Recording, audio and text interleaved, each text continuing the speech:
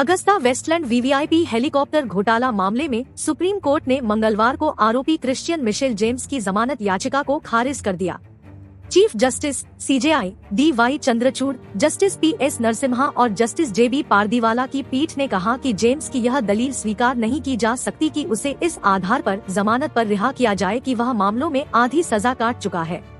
हालांकि शीर्ष ने कहा कि जेम्स इन मामलों में निचली कोर्ट के समक्ष नियमित जमानत के उपाय को आगे बढ़ा सकते हैं।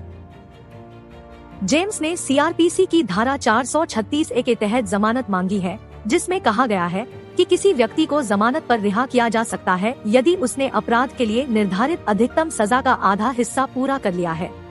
इस घोटाले के संबंध में सीबीआई और प्रवर्तन निदेशालय ने 2 अलग-अलग मामले दर्ज किए हैं। गौरतलब है कि 3,600 करोड़ रुपए का यह कथित घोटाला अगस्ता वेस्टलैंड से 12 वीवीआईपी हेलीकॉप्टरों की खरीद से संबंधित है। क्रिश्चियन मिशेल जेम्स ब्रिटेन का निवासी है। उसे दिसंबर 2018 में दुबई से प्रत्यर्पित किया गया था और तब से वह हिरासत में है। बीते साल मई में शीर्ष अदालत ने जेम्स की जमानत याचिकाओं पर केंद्रीय जांच ब्यूरो सीबीआई और प्रवर्तन निदेशालय ईडी से जवाब मांगा था। पिछली सुनवाई के दौरान अभियुक्त के वकील ने कहा था कि मामला सीआरपीसी की धारा 436A के तहत कवर किया गया था।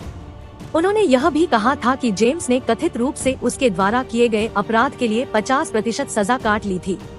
क्रिश्चियन मिशेल के वकील का दावा है कि उसके खिलाफ जांच अभी पूरी नहीं हुई है।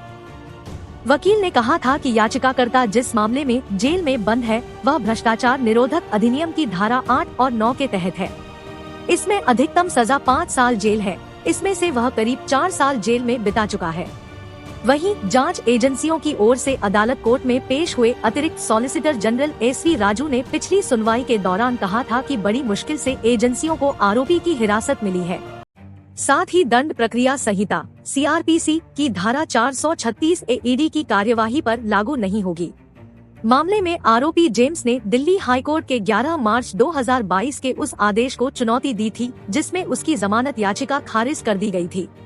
सीबीआई और ईडी के दोनों मामलों में अपनी रिहाई की मांग करते हुए आरोपी ने कहा था कि जांच के लिए उसकी जरूरत नहीं है, बावजूद इसके उसने जांच में सहयोग करने की इच्छा जताई थी।